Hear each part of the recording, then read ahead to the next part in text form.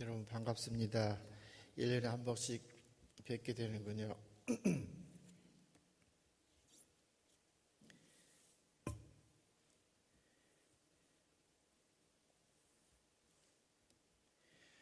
본문의 줄거리를 마가복음은 단 한 절로 취급했는데 누가는 무려 23절에 걸쳐서 소개하고 있습니다.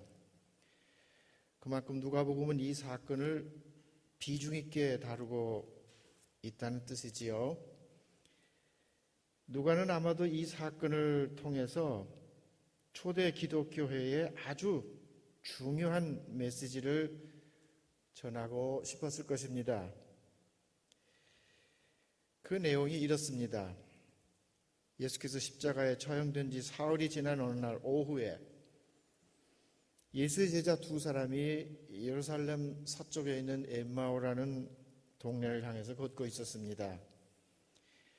걸어가면서 그들은 서로 무엇인가를 묻고 대답하면서 어떤 해답을 찾으려고 애를 쓰고 있었습니다.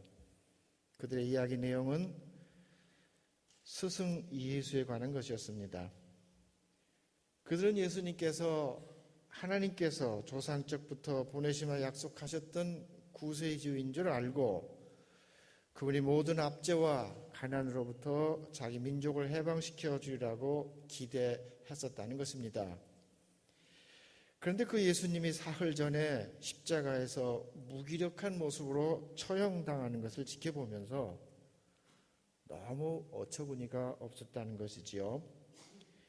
그들은 3년씩이나 예수님과 침식을 같이 하면서 예수님의 특별한 교육을 받은 제자들이었습니다.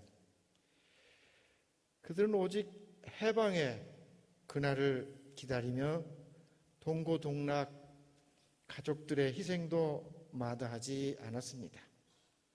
그런데 이렇게 허무하게 끝나버리다니 도무지 무엇이 어떻게 된 셈인지 아무것도 알 수 없게 된 이 뒤죽박죽 현실 앞에서 한없이 절망하면서 고향으로 다시 돌아가고 있는 중이었습니다. 그러던 중에 어떤 사람이 일행 중에 끼어듭니다. 그 사람은 무슨 이야기를 하고 있느냐고 묻습니다. 그러자 제자들은 당신 도대체 어디서 왔길래 근자의 예루살렘에서 있었던 십자가 사건도 모르냐면서 자초지종 그간의 일들을 말해줍니다. 그러자 그 사람은 놀랍게도 그 사건이 무슨 의미인지, 일의 앞뒤가 어떻게 된 것인지 성경을 인용하면서 자세하게 설명해 주더라는 것입니다.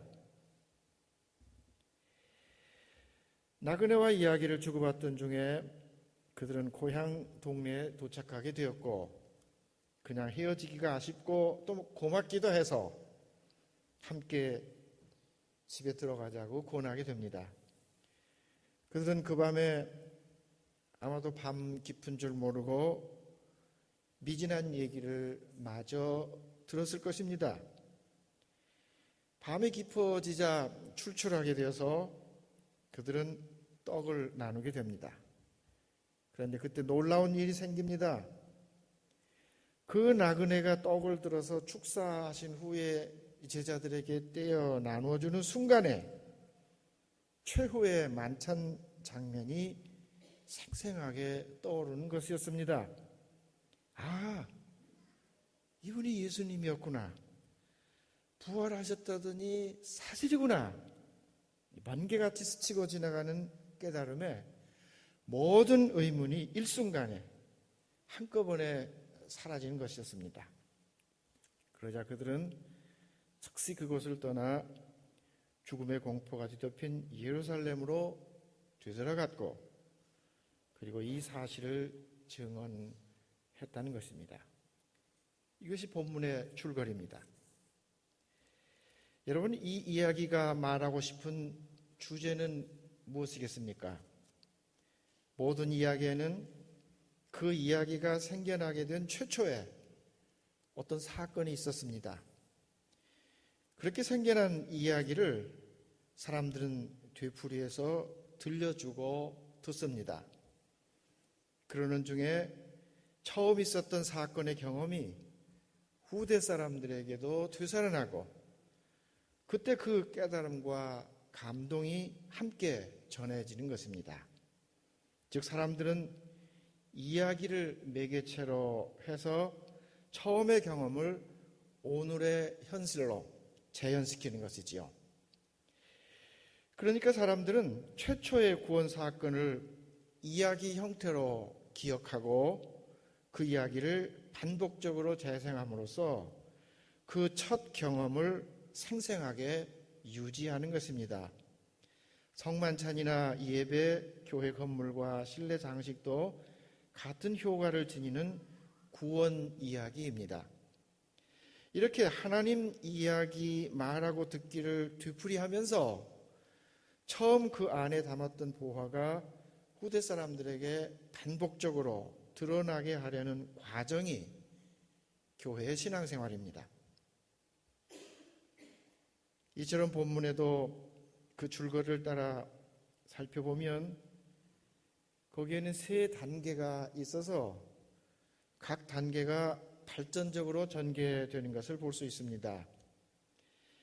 이것은 신앙 성장의 과정이라고 말할 수 있습니다. 성경은 믿음이 저절로 생겨나는 우연이 아니라 하나님의 선물이라고 했습니다. 하나님이 우리 속에 심어주신 믿음은 그 자체가 생명인 거로 싹이 트고 열매를 맺는 능력이 있습니다. 즉 믿음은 자라는 것입니다. 그래서 갓난아이처럼 젖을 먹는 단계가 있는가 하면 단단한 음식을 먹고 마침내는 신령한 음식도 먹게 되는 성장의 과정이 있는 것입니다. 그래서 성경은 그리스도의 장성한 분량이 충만한 데까지 자라나라고 권하고 있습니다. 그 첫 단계는 이렇습니다. 본문 14절에 보면 이 모든 된 일을 서로 이야기하더라. 저희가 서로 이야기하며 문의할 때에 라고 했습니다. 서로 이야기하며 문의하고 의문을 가지고 해답을 궁구하는 단계. 이것이 첫째 단계입니다. 이것은 교육에 있어서 동기 유발의 단계입니다. 즉 궁금하게 만들어 질문이 생기도록 돕는 일이 교육이 해야 하는 최초의 과제입니다. 여기서 사용하는 도구는 분석하고 종합하며 고증을 찾아 실험하고 논의하고 논쟁합니다. 그러므로 논리적이고 논쟁적입니다. 즉 논쟁의 신앙, 율법적 신앙입니다. 이 단계의 작업에는 주로 인간적 경험과 이성의 힘이 동원됩니다. 마치 어린아이가 비슷한 질문을 끝없이 되풀이함으로써 자신과 자신이 아닌 것을 그 차이를 구별해가는 과정과 비슷합니다. 처음에 어린아이는 어머니와 자기 몸을 하나로 느끼지만 점차 서로 다른 개체인 것을 알아차리게 됩니다. 그리고 모든 것을 나와 나 아닌 것으로만 구분합니다. 그래서 서양 아이들이 맨 처음 하는 말은 마미하고 노라고 합니다. 어떤 엄마는 아이가 하루 종일 노노노노 하고 돌아다녀서 아주 걱정스럽다는 얘기를 한 적을 들은 적이 있습니다. 이처럼 모든 사물을 비교하고 분석해서 서로 다른 점과 같은 점을 알아내는 것이 지식을 얻는 기본 방식입니다. 이것이 과학 정신이고 히랍 사람들이 발견해낸 학문의 길입니다. 그러므로 이 단계는 인간 성장에 반드시 필요한 과정입니다. 그러나 여기에 머물러서는 안 됩니다. 왜냐하면 이야기하며 논의했음에도 불구하고 저희가 눈이 가리워져서 그인 줄 알아보지 못했기 때문입니다. 왜 그랬을까요? 그토록 궁구하고 논의했는데도 여전히 그들의 성경 지식이 부족해서일까요? 또는 유대교적 전통과 교리의 어두운 탓일까요? 그토록 제자생활 3년씩이나 분석하고 논의하고 의논하고 논쟁했지만 정작 그 모든 노력의 핵심인 예수를 아는 데는 실패했습니다. 이런 식의 신앙 패턴이 바로 유대주의 바리새인들의 신앙이었습니다. 그들은 예수님이 안식일에 병을 고친다고 시비했고 제자들이 밭에서 밀 이삭을 잘라서 손으로 비벼먹는 것을 보고 비난했습니다. 남의 밀 이삭이어서 그런 게 아니고 손으로 이삭을 비빈 게 안식일 위반이라서 그랬다는 겁니다. 탈무드에 보면 안식일에는 신발을 들고 가도 안 되고 망일꾼이 하루 보러 집에 가다가 해가 떨어지면 그때부터 안식일이니 집에 가는 것도 불가하다고 해석했습니다. 요즘이야 집에 저장해 놓은 음식 많지요. 라면도 있고. 그러나 옛날에는 하루 벌어 하루 먹고 살았는데 하루 벌어 오지 않으면 그 다음날 굶었어요. 그래서 굶는 끼니가 더 많은 시절이었다고 합니다.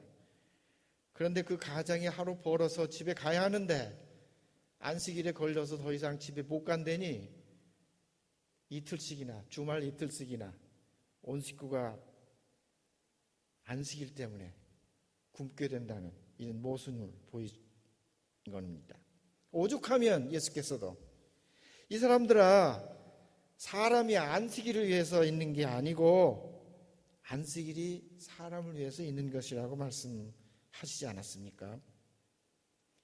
이런 유의 신앙 행태가 곧잘 보수라는 이름과 결탁하면 정말 도움이 안 됩니다.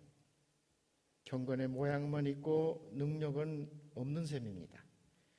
이것이야말로 진리가 너희를 자유케 하는 것이 아니라 진리를 알지니 진리가 너희를 구속할 일입니다. 예수께서 세속화된 사두개인보다 경건하다 말하는 바리새인을 더 책망하신 까닭이 바로 이런 종교적 극단과 독선의 피해 때문이었습니다. 나와 나 아닌 것으로만 구분하고 내가 중심이 되어 나와 관련된 이해관계에서만 사물을 보려 한다면 나와 다른 것은 곧 틀린 것이라는 억지가 나옵니다.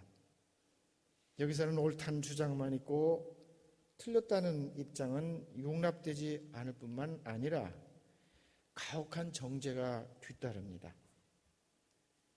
이처럼 첫 단계의 모든 노력에도 불구하고 예수님을 제대로 알아보지 못했다면 신앙 성장에는 다음 단계가 필요합니다. 성경을 보면 히브리 사람들은 또 다른 진리 인식의 방식을 알고 있었습니다. 즉 내가 알고자 하는 대상을 존중하고 신뢰함으로써 인격적인 관계를 먼저 형성하고 그 안에서 진리를 파악해가는 방식입니다. 이것은 남녀가 사랑하는 방식과 유사합니다. 히랍식 진리 인식의 방법이 실험실 방식이라면 히브리식 진리 인식 방식은 연애 방식이라고 할 수 있습니다. 실험실에서 어떤 대상의 진실을 알아내기 위해서 실험에 몰두하는 실험자가 무슨 인격적 관계를 가질 필요는 없습니다. 그저 그 대상을 과학의 원리에 비추어서 정확하게만 작업을 해내면 되는 것이죠. 그러나 연애하는 두 사람이 서로를 알기 위해서는 서로 믿고 존중하고 두 사람의 인격이 완전히 합일의 단계를 지향할 때 비로소 알게 되는 겁니다. 이와 같은 히브리식 방식이 신앙 성장의 두 번째 단계입니다. 본문 25절에서 27절을 보면 예수께서 자기와 관련된 성서의 모든 말씀을 자세히 풀어주셨고 듣고 있던 제자들의 가슴이 뜨거워졌다고 했습니다. 연애만 해야 가슴이 뜨거워지는 게 아니고 성경을 읽어도 뜨거워집니다. 첫 단계에서 그들은 궁구하고 논쟁하여 예수를 알고자 했지만 눈이 가려워져서 그인 줄 알아보지 못했습니다. 즉 말하는 주체가 자신들이었고 알고자 했던 대상은 객체였습니다. 그런데 여기서는 그들이 듣고 예수는 말씀하신 것입니다. 말씀하는 예수님이 주체이고 듣는 제자들은 객체였다는 겁니다. 그리고 가슴이 뜨거워지는 경험을 얻었습니다. 로마서에 믿음은 들음에서 나고 들음은 그리스도의 말씀으로 말미암는다 했습니다. 그러므로 논쟁의 단계를 지나 경청의 단계로 진입해야 합니다. 여기서는 나와 나 아닌 것에 대립해서 제3의 입장, 서로를 인정하면서 받아들이는 화해와 공존의 자리로 올라서는 것입니다. 이는 서로 자기를 주장해서 한편이 이기는 방식에서 얻은 결과가 아니고 둘은 입 다물고 예수의 말씀에 귀 기울이면서 얻게 된 결과입니다. 그러므로 둘째 단계를 우리는 대화의 신앙 또는 복음적 신앙이라고 부를 수 있습니다.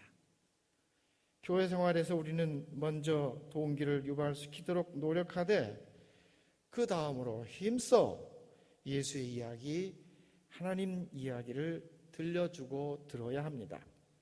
그래서 처음 그 이야기가 형성되었던 그 사건의 경험이 오늘 나의 현실로 되풀이되어 되살아날 수 있도록 도와줘야 하는 것이지요. 이것이 교회 생활의 핵심입니다. 그러므로 둘째 단계의 신앙에서는 서로 상대방을 용납합니다. 피차가 판단하거나 정죄하는 것이 자기들의 한계를 벗어나는 일인 줄 알고 있는 그대로의 상대방을 서로 인정합니다. 상대편을 내가 대접받고 싶은 방식 그대로 믿어주고 아껴주어서 이래라 저래라 주문하지 않습니다. 아무리 자기 주장이 옳을 것 같아도 편견을 수 있다는 점을 이해하고 자기 틀 속에 상대방을 집어넣으려고 억지를 부리지 않습니다. 이 가라지 비유를 보면 분명히 파종할 수 있는 좋은 것이었는데 가라지가 섞여 있다고 야단법석입니다. 그래서 가라지를 솎아낼 것인지 묻습니다. 그때 예수께서는 추수 때까지 같이 자라도록 두라고 말씀합니다. 이렇게 말씀하신 까닭은 가라지를 위해서가 아니고 곡식을 위해서였습니다. 곡식 중에서 가라지를 솎아내기도 어려울 뿐만 아니라 자칫 곡식까지 뽑을 수 있기 때문입니다. 다시 말해서 비판하는 일이 얼마나 어렵고 또 상처를 줄 위험이 큰 것인지를 지적하는 말씀입니다. 예수께서는 남의 눈에 티는 보면서 자기 눈에 들보는 못 보는 것이 사람의 속성이라고 했습니다. 바리새인들은 사람을 죄인과 의인으로 나눠놓고 죄인은 사람 취급도 안 했지만 예수께서는 사람을 건강한 사람과 병든 사람으로 보시고 자기는 의사로 세상에 오셨으니 병든 자에게라야 쓸모가 있지 않겠느냐 하셨습니다. 그러나 이 모든 깨달음에도 불구하고 경청의 신앙, 대화의 신앙이 신앙 성장의 궁극적 단계는 아닙니다. 거기에 가슴 뜨거워지는 감동이 있고 예수님과 더불어 나누는 친교의 기쁨이 있지만 그러나 진정 예수의 부활에 참여하고 신령한 음식을 먹는 단계에 이르지는 못했습니다. 바울처럼 날마다 죽고 날마다 예수 안에서 다시 사는 부활의 신비에 이르러야 하겠습니다.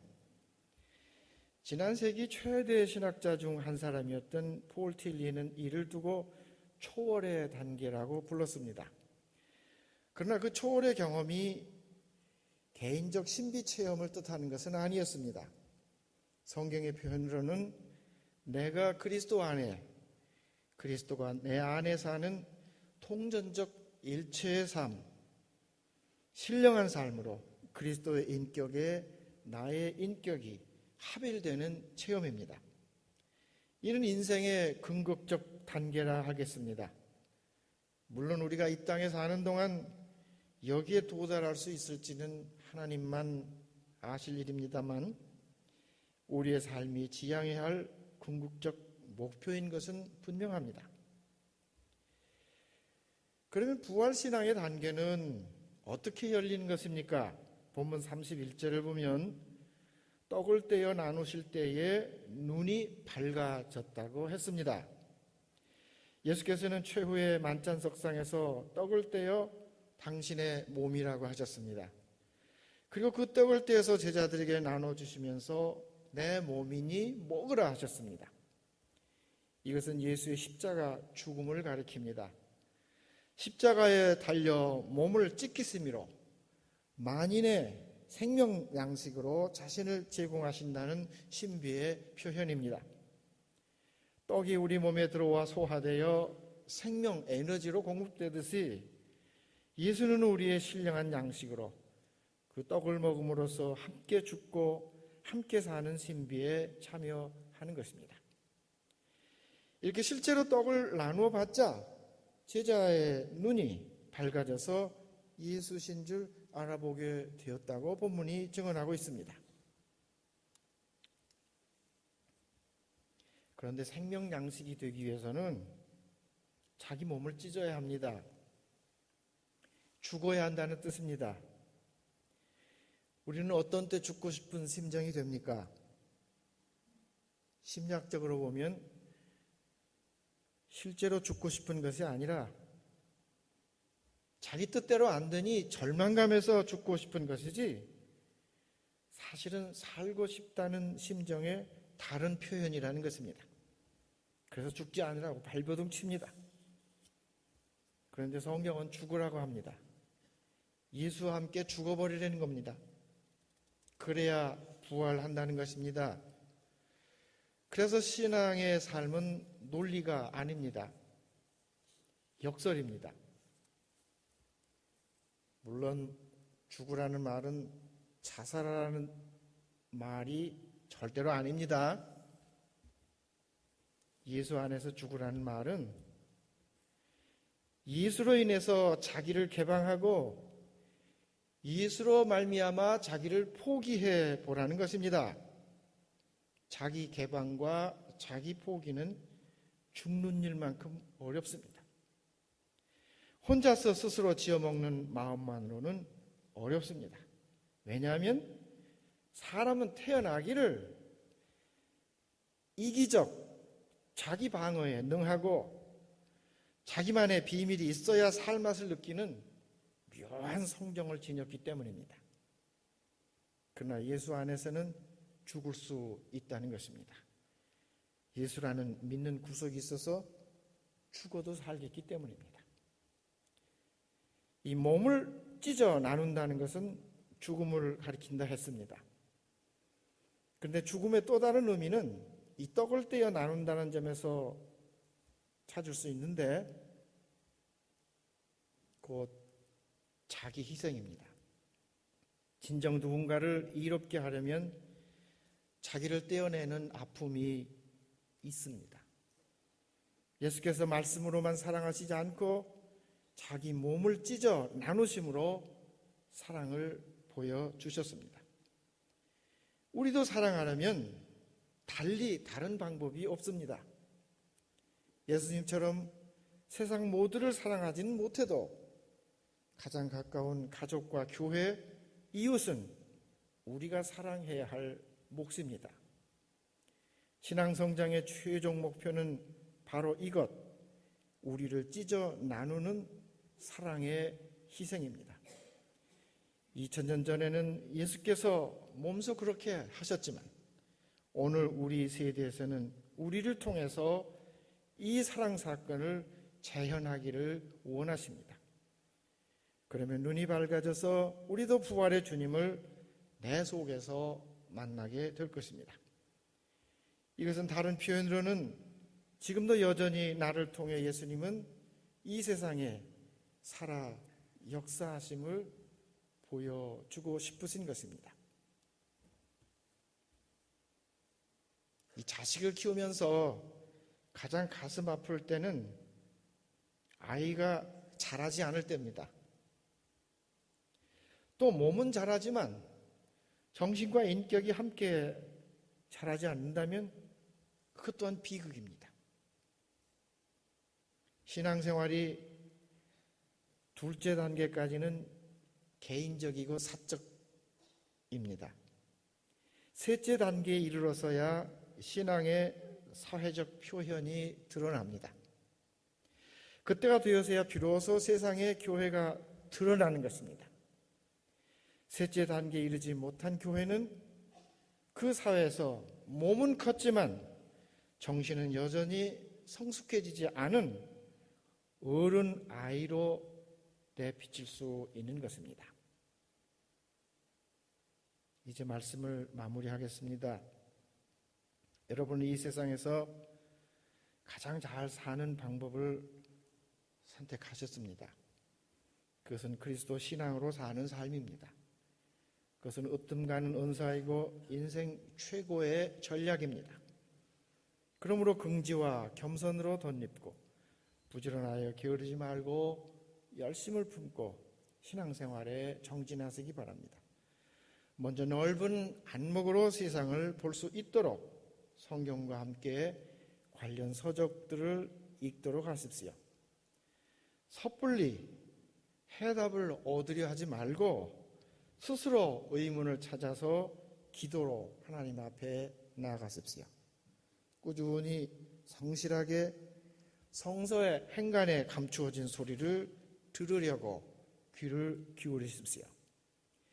결코 모든 것을 아는 척하지 마십시오.